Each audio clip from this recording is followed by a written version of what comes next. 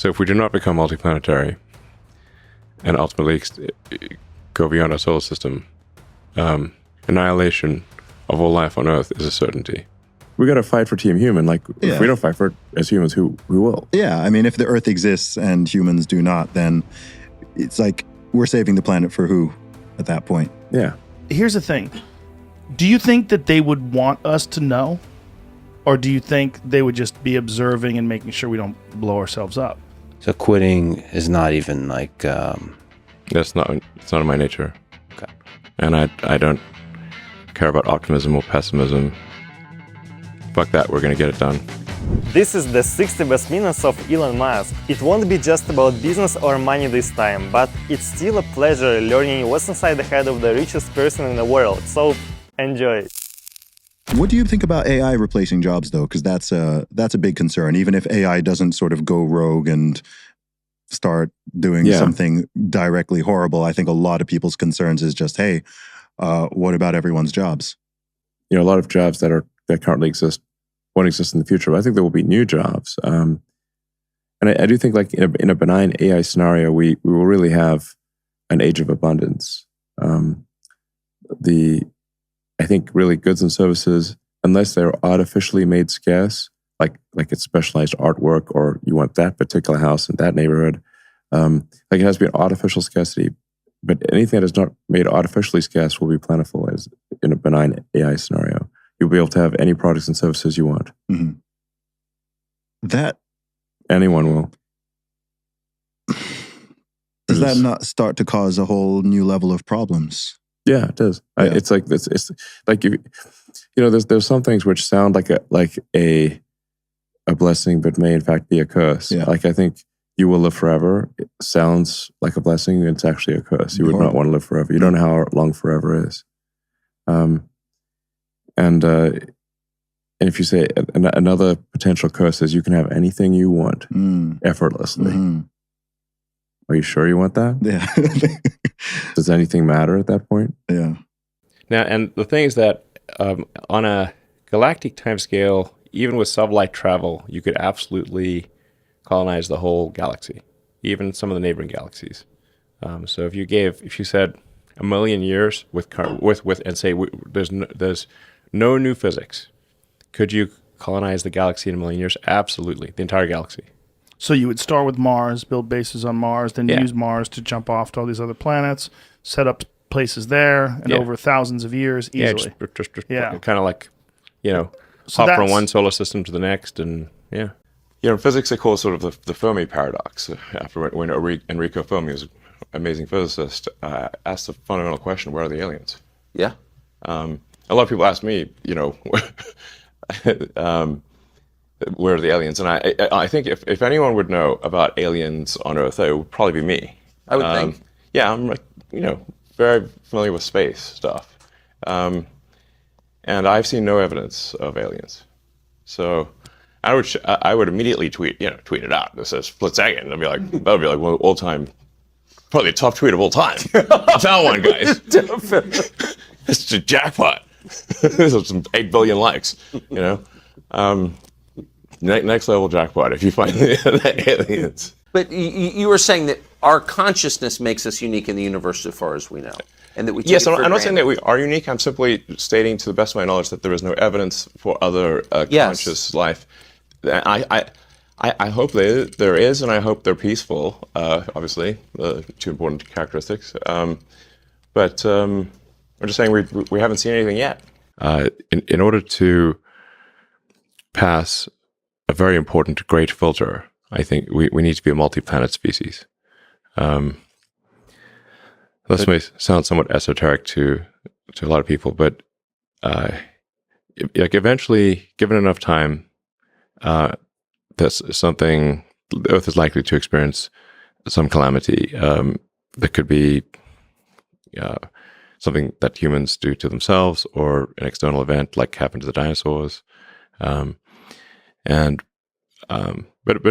eventually, and if none of that happens, and somehow magically we keep going, then the sun is gradually expanding, and will engulf the Earth, and probably Earth gets too hot for life in about 500 million years. It's a long time, but that's only 10% longer than Earth has been around.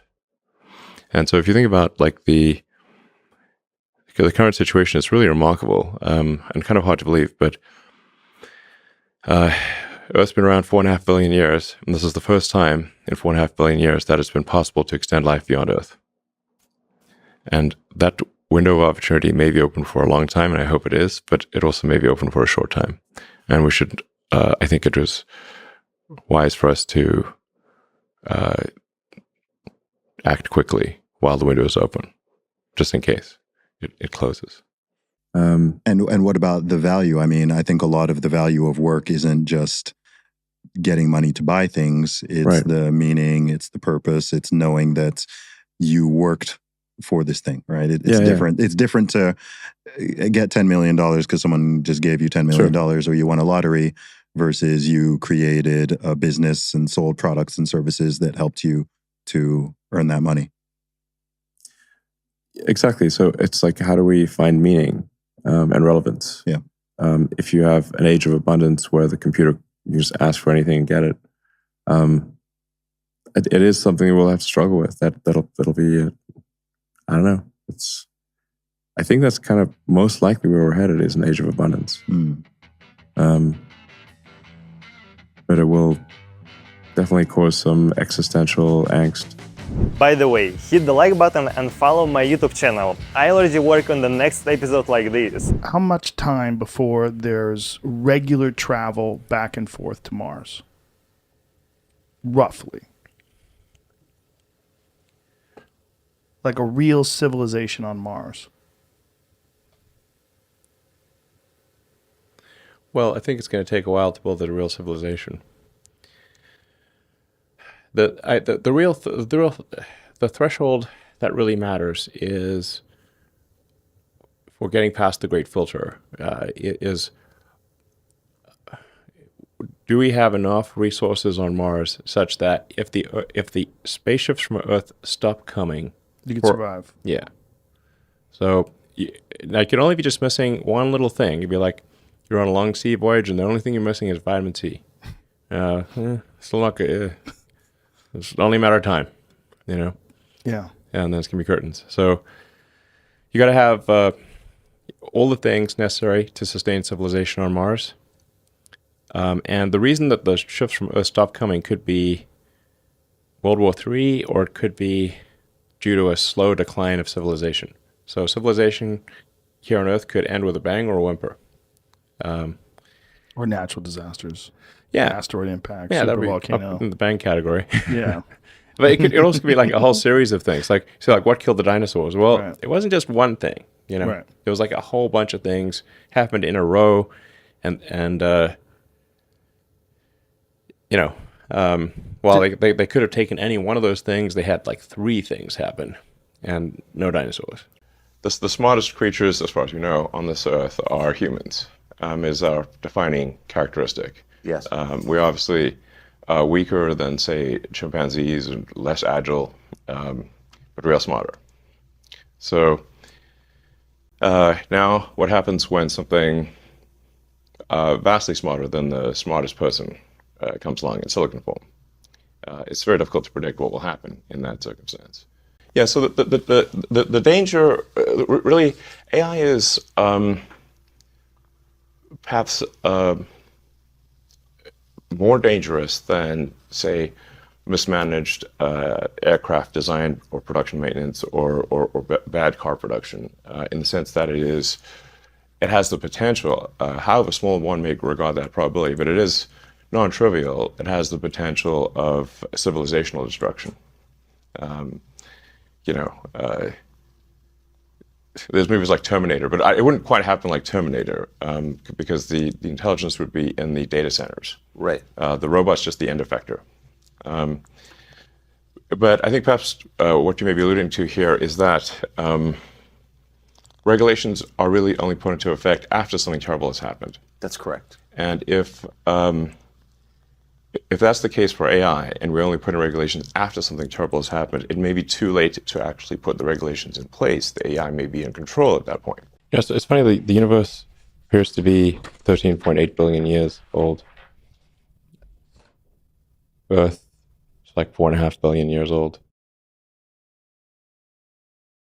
In another 500 million years or so, the sun will expand and probably evaporate the oceans and make life impossible on Earth, which means that if it had taken consciousness 10% longer to evolve, it would never have evolved at all. Just 10% longer. And I wonder how many dead one-planet civilizations there are out there in the cosmos that never made it to the other planet and ultimately extinguished themselves or were destroyed by external factors. Probably a few. It's only just possible to travel to Mars, just barely. If G was 10% more, wouldn't work really. But you think that we take our existence here for granted? Yeah, I think there are threats to it. Yeah, exactly. So, I just think we should not assume that civilization is robust. And if you look at the history of civilizations, the rise and fall of the ancient Egyptians, the ancient Sumerians, Rome, there's throughout the world there've been rise and fall of many civilizations. So there's an arc. There's sort of a life cycle arc to civilizations, just as there is to individual humans. Yes. And I think we just want to make sure that we have civilization go onward and upward. And that's, for example, why I'm concerned about decreasing birth rates and the fact that, for example, Japan had twice as many deaths last year as births. What's your source of belief in situations like this? When the engineering problem is so difficult, there's a lot of experts, many of whom you admire, who have failed in the past. Yes. And a lot of people, a lot of experts, maybe journalists, all the kind of, the public in general have a lot of doubt about whether it's possible. And you yourself know that even if it's a non-null set, non-empty set of success, it's still unlikely or very difficult. Like, where do you go to, both personally, intellectually, as an engineer, as a team, like for source of strength needed to sort of persevere through this and to keep going with the project, take it to completion? A source of strength. I that's really not how I think about things. I mean, for me, it's simply this is something that is important to get done, and we should just keep doing it, or die trying.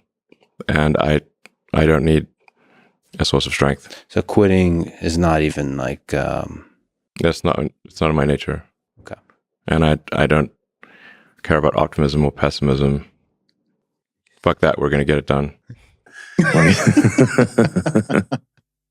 I think what it is that concerns people about it, number one being new, but I think the main thing is the fact that this is something that's like inside your body, right? I think the idea of putting a chip in, the idea of someone putting a chip in my brain, I just have I have a visceral no, right? Like I have a very visceral reaction. It's an optional thing. I mean, yeah. We're not going to, Would it be though long term? I mean, I hope so. I think it should be optional. Yeah. It'd be bizarre if it was not.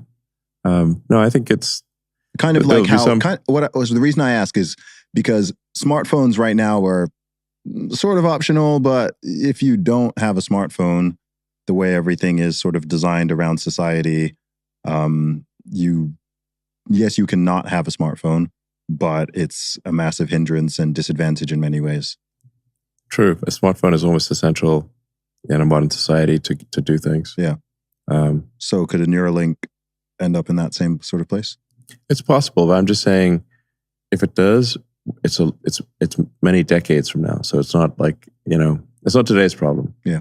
I'd worry a bit more about digital superintelligence. I'd worry about let's try to avoid World War III. Yeah. Let's make sure we're at least having enough kids to sustain our population. Basic stuff like that. Yeah. As the saying goes, be kind, for everyone you meet is fighting a battle you know nothing about. Yeah, it's true. What's something difficult you're going through that people don't often see? Trying to feed Uber Lilith.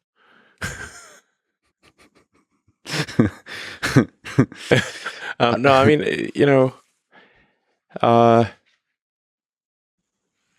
mean, my mind is a storm, and I don't think most people would want to be me. They may think they would want to be me, but they don't. They don't know.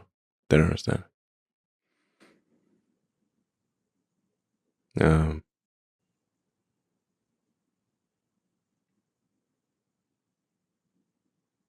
How are you doing? I mean, overall, okay.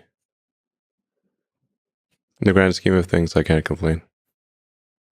Do you get lonely? Sometimes, but my kids and friends keep me company. So not existential. There are many nights I sleep alone. I don't have to, but I do. I think it was Carl Sagan that said, if there either are a lot of aliens or none, and they're equally terrifying. If there are a lot of aliens, well, I mean, the invasion ship slash bug infestation, just the Starship Trooper style. Well, yeah, I mean, it's like an alien civilization might just view us as like a bug infestation. Right. It's like, hey, we left that planet, it was fine. Now it's got a bunch of bugs. Just go fumigate it. Like we'd fumigate a house. That's certainly possible. And then, but if there are no aliens, well, could it be that all civilizations are just destroyed before they become interstellar? So, and I want to be clear. Like, to the best of my knowledge, there is no evidence for alien life on Earth. There's no evidence for alien life. There's no direct evidence for alien life. No, and if somebody says, "Oh, what about this alien for sighting or whatever?" I'm like, listen, it's got to be at least as good as a 7-Eleven or ATM cam. Okay, it's like if somebody's got at least like an iPhone 1 level camera, like something, The problem with that is it's just too easy to fake things today, too. You think that's real? It is conceivable that AI could take control and reach a point where you couldn't turn it off, and it would be making the decisions for people. Yeah, absolutely. Absolutely. No, that's definitely where things are headed, for sure. I mean, the things like say ChatGPT, which is based on GPT-4 from OpenAI, which is a company that I played a critical role in creating, unfortunately. Back when it was a nonprofit? Yes. I mean, the reason OpenAI exists at all is that Larry Page and I used to be close friends, and I would stay at his house in Palo Alto, and I would talk to him late into the night about AI safety. And at least my perception was that Larry was not taking AI safety seriously enough. What did he say about it? He really seemed to be wanted sort of digital superintelligence, basically digital God, if you will, as soon as possible. He wanted that? Yes. And he's made many public statements over the years that the whole goal of Google is what's called AGI, artificial general intelligence or artificial superintelligence. And I agree with him that there's great potential for good, but there's also potential for bad. And so if you've got some radical new technology, you want to try to take the set of actions that maximize the probability it will do good and minimize the probability it will do bad things. Yes. It can't just be hell for leather. Let's just go, barreling forward and, hope for the best. And then at one point, I said, well, what about, we got to make sure humanity's okay here. And then he called me a speciesist. Did he use that term? Yes. And there were witnesses. I wasn't the only one there when he called me a speciesist. And so I was like, okay, that's it. Yes, I'm a speciesist. Okay. You got me. What are you? Yeah, I'm fully a speciesist. Busted. So that was the last straw. At the time, Google had acquired DeepMind, and so Google and DeepMind together had about 3/4 of all the AI talent in the world. They obviously had a tremendous amount of money and more computers than anyone else. So I'm like, okay, we have a unipolar world here, where there's just one company that has close to a monopoly on AI talent and computers, like scaled computing, and the person who's in charge doesn't seem to care about safety. This is not good. So then I thought, okay, what's the furthest thing from Google would be like a nonprofit that is fully open, because Google was closed for profit. So that's why the open in OpenAI refers to open source, transparency, so people know what's going on. Yes. And that we don't want to have like while I'm normally in favor of for profit, we don't want this to be sort of a profit maximizing demon from hell. That's right. That just never stops. Right. So that's how OpenAI would. So you want speciesist incentives here, incentives that. Yes, like, I think we want pro-human. Yeah. Let's make the future good for the humans. Yes. Yes, because we're humans, right. And also the other creatures on Earth too. But we've got to. I think I think people sometimes take the fact that like we're here on Earth for granted, and that there's the consciousness is just a normal thing that happens. But to the best of my knowledge, we see no evidence of conscious life anywhere in the universe. I mean, to me, in terms of what consciousness feels like, it feels like consciousness is in a different dimension. But this could be just an illusion. If you damage your brain in some way physically, you damage your consciousness, which implies that consciousness is a physical phenomenon, in my view. The thing is that I think are really quite likely is that digital intelligence will be able to outthink us in every way, and it will certainly be able to simulate what we consider consciousness. So to a degree that you would not be able to tell the difference. And from the aspect of the scientific method, it might as well be consciousness if we can simulate it perfectly.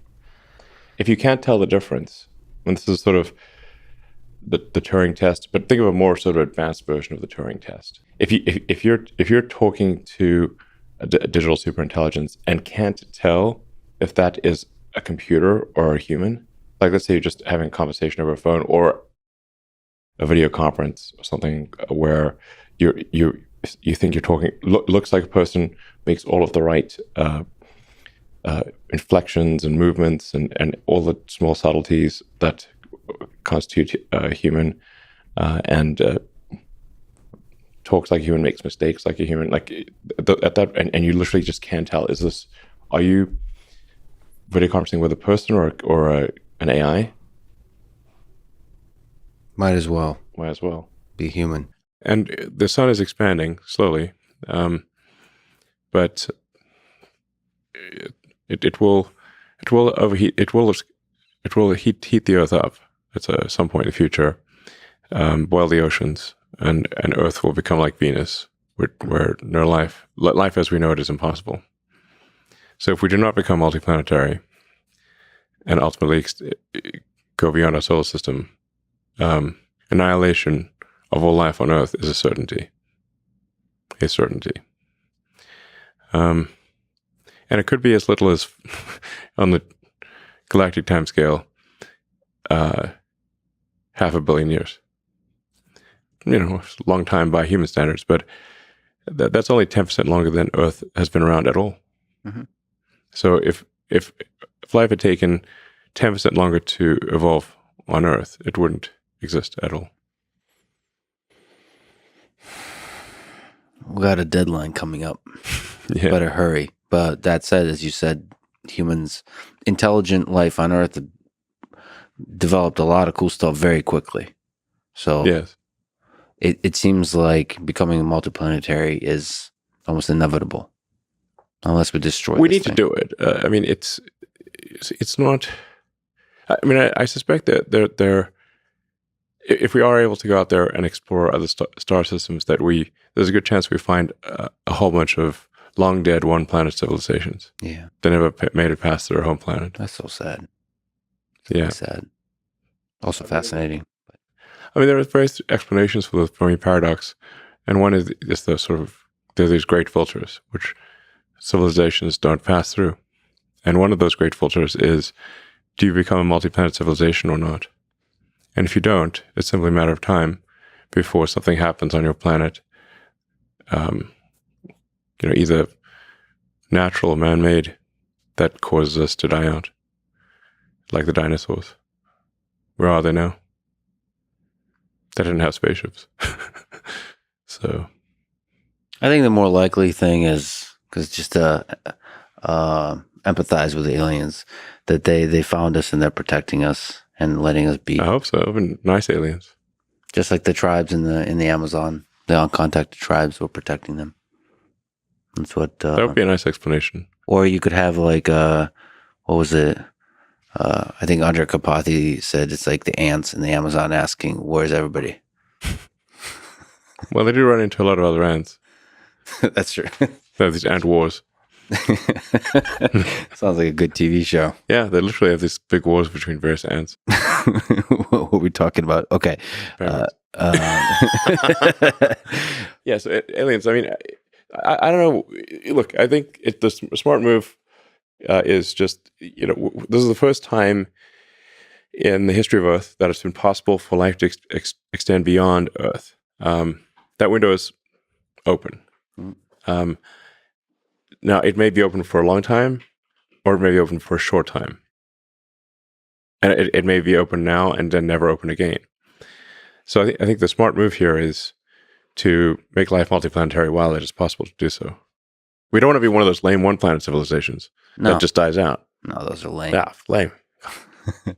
No self-respecting civilization would be one planet.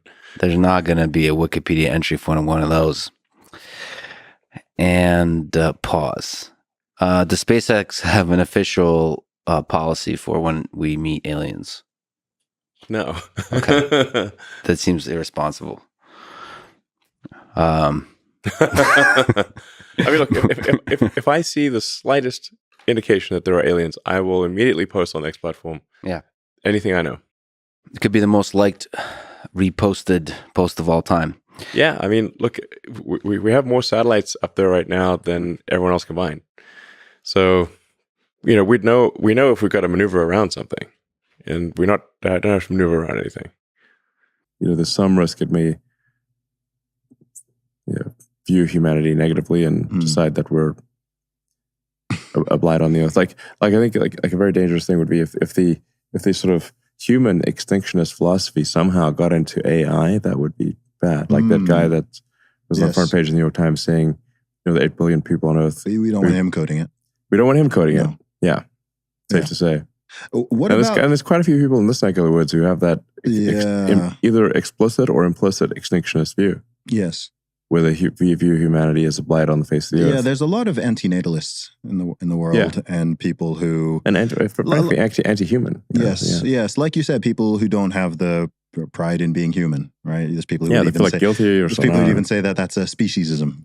That's yeah. Yeah. I mean, I'm a human supremacist. I'll be open about that one. Yeah. I mean, I think we got to fight for Team Human. Like, if we don't fight for it as humans, who will? Yeah. I mean, if the Earth exists and humans do not, then it's like we're saving the planet for who at that point? Yeah.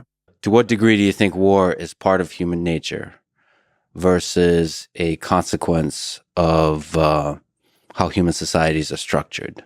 I ask this as you have somehow controversially been a proponent of peace. I'm generally a proponent of peace. I mean, ignorance is perhaps, in my view, the real enemy to be countered. That's the real hard part, not, fighting other humans. But all creatures fight. I mean, the jungle is you look at people think of this nature as perhaps some sort of peaceful thing, but in fact it is not. There's some quite funny Werner Herzog thing where he's like in the jungle, like saying that it's like basically just murder and death in every direction. I mean, the plants and animals in the jungle are constantly trying to kill and eat each other every single day, every minute. So it's not like, we're unusual in that respect. Well, there's a relevant question here, whether with greater intelligence comes greater control over these base instincts for violence. Yes. We have much more of an ability to control our limbic instinct for violence than, say, a chimpanzee. And in fact, if one looks at, say, chimpanzee society, it is not friendly. I mean, the bonobos are an exception. But chimpanzee society is filled with violence, and it's quite horrific, frankly. That's our limbic system in action. Like, you don't want to be on the wrong side of a chimpanzee. It'll eat your face off and tear your nuts off. Yeah, basically there's no limits or ethics or the Romans had just war. There's no just war in the chimpanzee societies. Is war and dominance by any means necessary? Yeah, chimpanzee society is like a primitive version of human society. They're not like peace loving, basically, at all. There's extreme violence, and then once in a while, somebody who's watched too many Disney movies decides to raise a chimpanzee as a pet, and then that eats their face or rips their nuts off or chews their fingers off, that kind of thing. Yeah, it's happened several times. Ripping your nuts off is an interesting strategy for interaction. It's happened to people. It's unfortunate. Like that's, I guess, one way to ensure that the other chimp doesn't, contribute to the gene pool. Well, from a martial arts perspective, it's a fascinating strategy. the nut ripper. I wonder which of the martial arts teaches that. I think it's safe to say if somebody's got your nuts in their hands and has the option of ripping them off, you will be amenable to whatever they want. Yeah. Safe to say. Do you see the value of using machine learning to understand the language of the two-way communication with the brain? Sure. Yeah, absolutely. I mean, we're a neural net, and that, AI is basically neural net.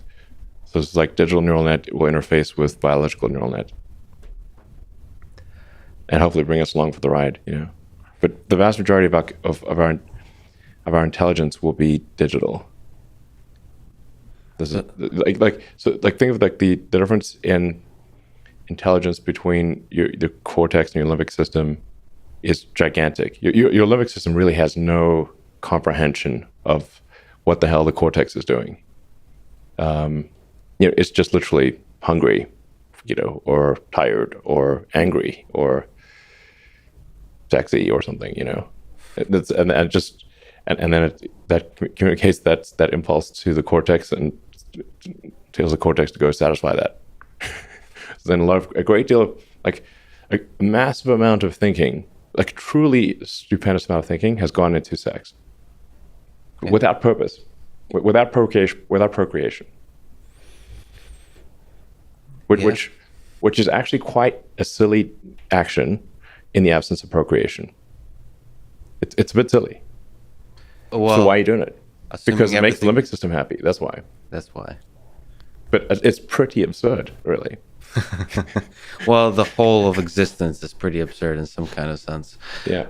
But I mean, this is a lot of computation has gone into how can I do more of that with procreation not even being a factor. Well, I mean, the reason I guess I care about us becoming a multi-planet species and a space-faring civilization is foundationally, I love humanity. And so I wish to see it prosper and do great things and be happy. And if I did not love humanity, I would not care about these things. So when you look at the whole of it, the human history, all the people who's ever lived, all the people alive now, it's pretty. We're okay. on the whole, we're a pretty interesting bunch. Yeah. All things considered. And I've read a lot of history, including the darkest, worst parts of it. And despite all that, I think on balance, I still love humanity. You joked about it with the 42. What do you think is the meaning of this whole thing? Is there a non-numerical representation? Well, really, I think what Douglas Adams was saying in The Hitchhiker's Guide to the Galaxy is that the universe is the answer, and what we really need to figure out are what questions to ask about the answer that is the universe. Yeah. And that the question is really the hard part. And if you can properly frame the question, then the answer, relatively speaking, is easy. So therefore, if you want to understand what questions to ask about the universe, you want to understand the meaning of life, we need to expand the scope and scale of consciousness so that we're better able to understand the nature of the universe and understand the meaning of life. And ultimately, the most important part will be to ask the right question. Yes. Thereby elevating the role of the interviewer. Yes, exactly. As the most important human in the room. Absolutely. Good questions are, it's hard to come up with good questions. Absolutely. But yeah, it's like that is the foundation of my philosophy, is that I am curious about the nature of the universe, and and obviously I will die. I don't know when I'll die, but I won't live forever. But I would like to know that we're on a path to understanding the nature of the universe and the meaning of life, and what questions to ask about the answer that is the universe. And so if we expand the scope and scale of humanity and consciousness in general, which includes silicon consciousness, then that seems like a fundamentally good thing. Are you familiar with Commander David Fravor's account of the Tic Tac UFO that he encountered off of the coast of San Diego? Lex Friedman? Yeah. Lex Friedman interviewed him on his podcast, and I interviewed him as well. And if you ever get a chance to listen to Lex's conversation with him, it's really excellent. But this guy is a naval fighter pilot, and he talked about this thing that they tracked on radar that went from more than 60,000 feet above sea level to 1 foot in less than a second, shaped like a Tic Tac, no visible sign of propulsion, blocked radar, actively jammed their tracking systems, and then went to their predetermined point that they were supposed to, that the fighter jet was supposed to scramble to, went to it 30 miles away in, a couple seconds. Like, they have no idea how it did it. They don't know what it is. Okay. And these guys that were working for the Navy off the coast said they had encountered them several times. They didn't know what they were. They didn't know what to do. Well, do they have just did photo nothing. or something? I mean, They do. They have video of it. Okay. Honestly, I think I would know if there were aliens. I would hope so. That's why I'm asking you. No, I'd be jumping on that. Be like, you should watch that conversation with Lex. It's Sure. Like, here's the thing. Do you think that they would want us to know? Or do you think they would just be observing and making sure we don't blow ourselves up? Would I don't know, if you man. were an They're alien real civilization? They sure are subtle. I mean, if they wanted us to know, obviously they could just, For sure. show up and walk down Main Street, Right. like, hey, I'm an alien, check me out, Right. Here's my spaceship, and just land in the middle of Times Square. I'll be like, Right. okay. Or hover over downtown LA. Yeah. Yeah. We were like, okay, we believe you. Yeah. So whatever they are very subtle, these aliens. How often do you think about it? None, zero. Zero? Even though you're thinking about interplanetary travel, you don't really think about aliens. No, I mean, if they show up, I'm like, great, okay, now this is new information. But we, well, What an interesting way of putting it. This is new information. This is new information. Like, where were you guys up till now? Yeah. So, anyway, listen, if I see some evidence for aliens, I'll be the first to be like, aliens, Right. Then you'll investigate. But until then, you think it's kind of a waste of time? Yeah. Yeah. I feel like very often wokeness is not building on liberalism. It's the opposite of liberalism. I can mention exactly. many examples where it's including free speech. Free speech is actually is extremely important, and it's bizarre that we've come to this point where, free speech used to be a left or liberal value, and yet we see from the in quotes left a desire to actually censor, and that seems crazy. I mean, I think we should be extremely concerned about anything that undermines the First Amendment. There's a reason for the First Amendment. The First Amendment is because people came from countries where they could not speak freely, and where saying certain things would get you thrown into prison. And they were like, well, we don't want that here. And by the way, in many parts of the world, including parts of the world that people might think are relatively similar to the United States, the speech laws are draconian. We must protect free speech. And free speech only matters, it's only relevant when it's someone you don't like saying something you don't like, because obviously speech that you like is, that's easy. So it's the thing about censorship is that, sure, for those who would advocate it, just remember, at some point, that will be turned on you. If you're stranded on a desert island with no food, all the Bitcoin in the world will not stop you from starving.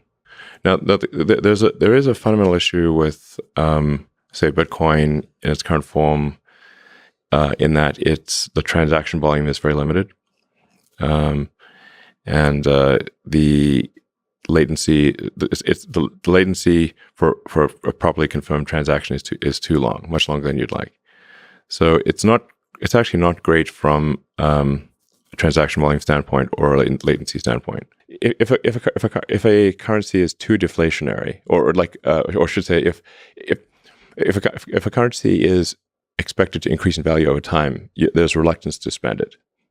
Because you're like, I'll just hold it and not spend it because its scarcity is increasing with time. So if I spend it now, then I will regret spending it. So I will just, hodl it. Mm-hmm.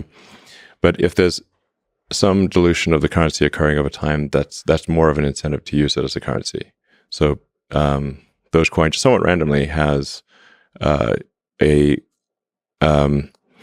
just a fixed number of sort of coins or hash strings that are generated every year. So there's some inflation, but it's not a percentage base. It's a fixed number. So the percentage of inflation will necessarily decline over time.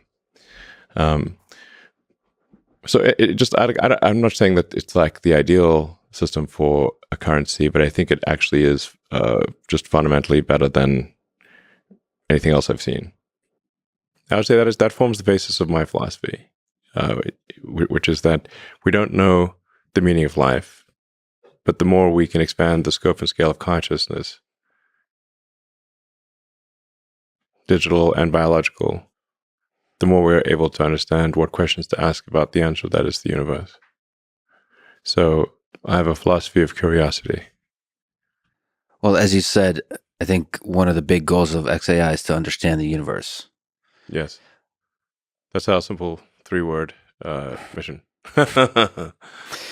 If you look out far into the future, do you think on this level of physics, the very edge of what we understand about physics, do you think it will make discoveries, sort of the sexiest discovery of them as we know now, sort of unifying general relativity and quantum mechanics?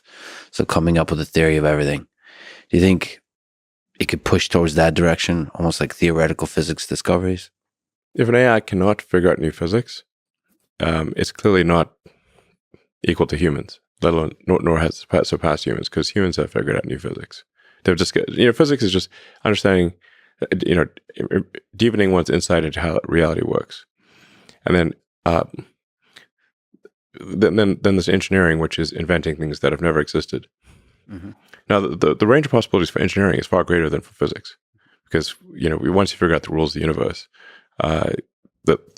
that's it. You've discovered things that already existed, but from that you can then build technologies that are really almost limitless in the variety and It's like once you understand the rules of the game properly, and with current physics, we do, at least at a local level, understand how physics works very well. Where our ability to predict things is incredibly good. Like quantum mechanics is the degree to which quantum mechanics can predict outcomes is incredible.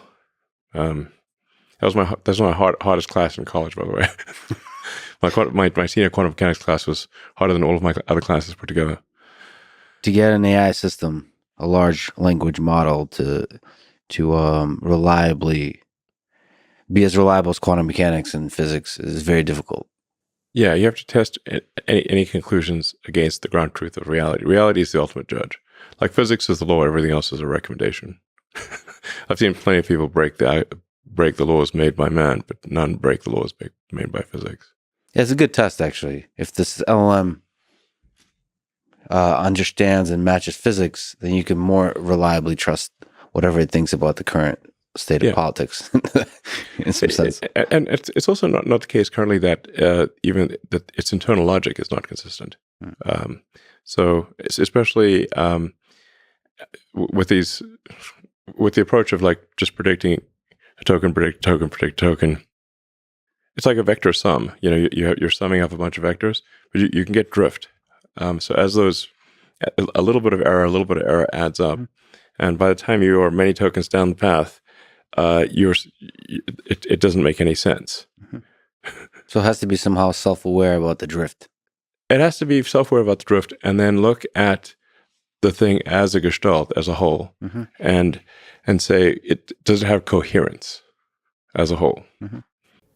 I mean, we have archaeologists going all over the world looking at things. You know, there's this people, like, if we were to find something like, let's say, like a cube of titanium, just like a 1-inch cube of titanium, say, in the middle of the pyramid, I'd be like, aliens for sure. There's no way they could have made titanium back then. There's no way. That's hard. That's all. One little, didn't even need a computer. Like a computer would be like, hey, wow, computers, they didn't have computers back then, so it must be aliens. But even just like some advanced metallurgy, anything, like, we would say anything like that. Right. Nothing like that that we could point to that we can't do. Everything that we found archaeologically is consistent with the time, the technology they had at that time. Archaeologically. Yes. Yeah. So you're just talking about old stuff. Yeah. Yeah, just throughout history. It's not like, Yeah. like if aliens visited, there'd be something buried somewhere, you think. We haven't seen anything. So anyway, I mean, maybe there are aliens, but they're very subtle. If they are, they're just very, they're being pretty shy. So. Well, how do you know who you can trust in work and personal life? I mean, I guess you look at somebody's track record over time, and if they've Data. got I guess you kind of use your neural net to assess, someone. And neural nets don't feel pain. Your neural net has consciousness. It might feel pain when people betray you. It can make you cynical. To be frank, I mean, I've almost never been betrayed. It's very, very rare. So, for what it's worth. I guess karma be good to people, and they'll be good to you. Yeah, karma is real. Are there people you trust? Let me edit that question. Are there people close to you that call you out on your bullshit? Well, the X platform is very helpful for that. So, if you're looking for critical feedback. Can it push you like into the extremes more? The extremes of thought make you cynical about human nature in general? I don't think I will be cynical. In fact, I think, my feeling is that one should be never trust a cynic. The reason is that cynics excuse their own bad behavior by saying everyone does it. Because they're cynical. So it's a red flag if someone's a cynic, a true cynic. Yeah, there's a degree of projection there that's always fun to watch from the outside and enjoy the hypocrisy. This is an important point that I think people who are listening should bear in mind. If somebody is cynical, meaning that they see bad behavior in everyone, it's easy for them to excuse their own bad behavior. by saying that, well, everyone does it. But it's not true. Most people are kind of medium good. Okay, so let me ask you about Mars. You mentioned it would be great for science to put a base on the moon to do some research, but the truly big leap, again in this category of seemingly impossible, is to put a human being on Mars. When do you think SpaceX will land a human being on Mars?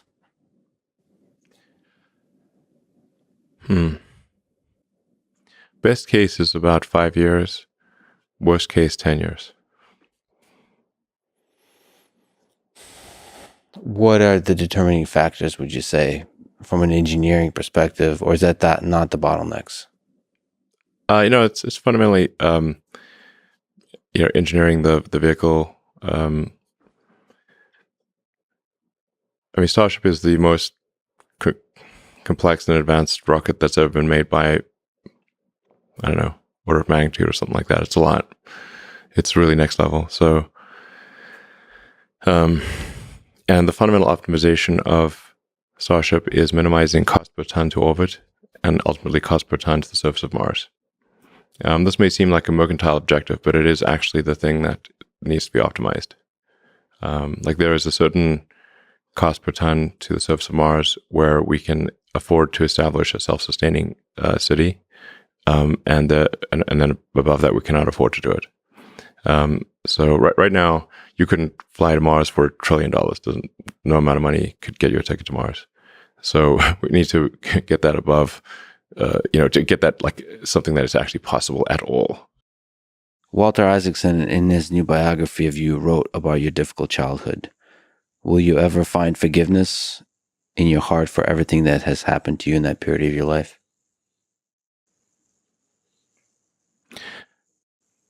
What is forgiveness?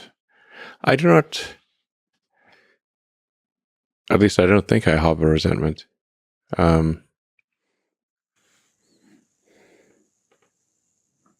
So, nothing to forgive. Forgiveness is difficult for people. It seems like you don't harbor the resentment. I try to think about like what is going to affect the future in a good way, and holding on to grudges does not affect the future in a good way. You're a father, a proud father. What have you learned about life from your kids? Those little biological organisms. Developing AI and watching, say, a little X grow is fascinating because there are far more parallels than I would have expected. I can see his biological neural net making more and more sense of the world, and I can see the digital neural net making more and more sense of the world at the same time. Do you see the beauty and magic in both? Yes. One of the things with kids is that, you kind of see the world anew in their eyes. To them, everything is new and fresh. And then when you see that them experience the world as new and fresh, you do too. I think it's a real weakness to want to be liked. A real weakness. And I do not have that. Let me ask you this then. There's a difference between saying, I don't care if anyone likes me or they hate me. Yeah. But given your power and given what you have amassed and the importance you have, I would think you want to be trusted. I would think maybe you don't need to be liked or hated, but trusted matters. If X is going to become a financial platform where people are going to put their money, where the government's going to give you money for rockets, where people are going to get into the cars, they need to ultimately decide that you are, maybe they don't have to decide that they love you, but that you are ultimately a decent and good human being.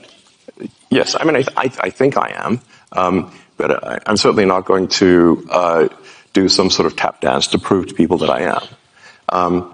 So as for trust, I mean, I think we break that down in a few ways.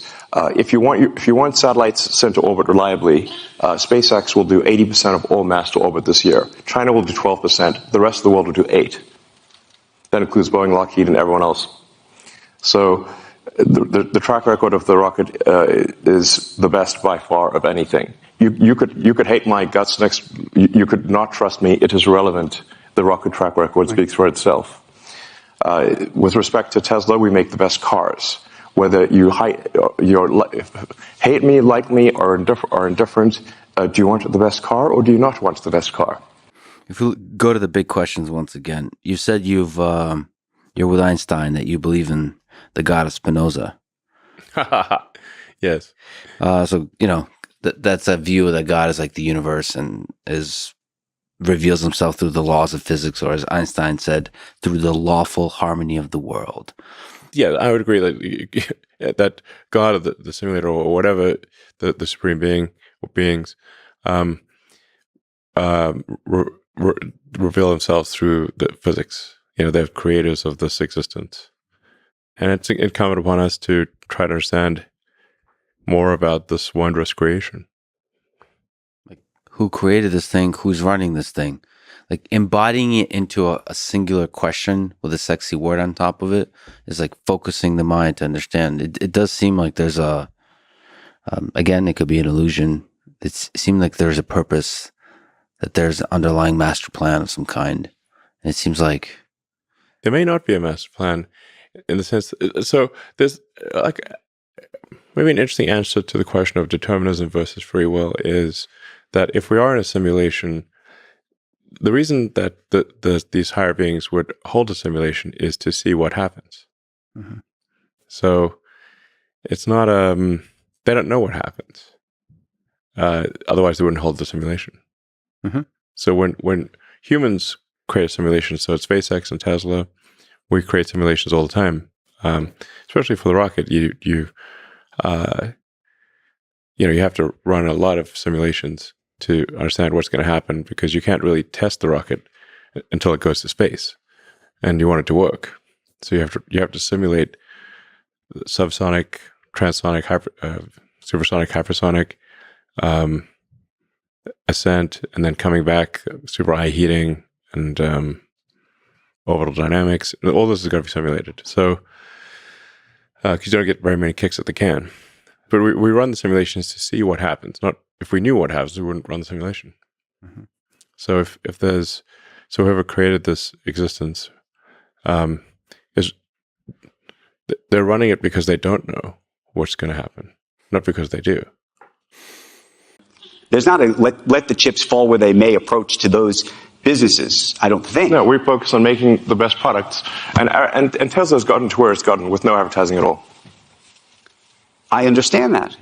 Tesla currently sells twice as much in terms of electric vehicles as the rest of electric car makers in the United States combined. Tesla has done more to help the environment than all other companies combined. It would be fair to say that, therefore, as a leader of the company, I've done more for the environment than everyone else, any single human on Earth. How do you feel about that? How do I feel about that? Yeah, no, I'm asking you personally how you feel about that, because we're talking about power and influence, and I'm saying what I care about is the reality of goodness, not the perception of it.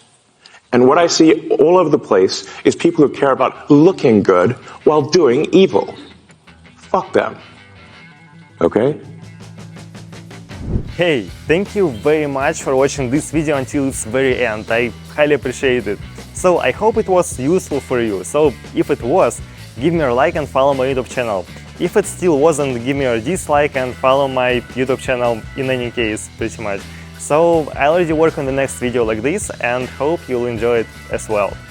See you soon. Thank you very much. Channeling Carl Sagan. Look again at that dot. That's here. That's home. That's us.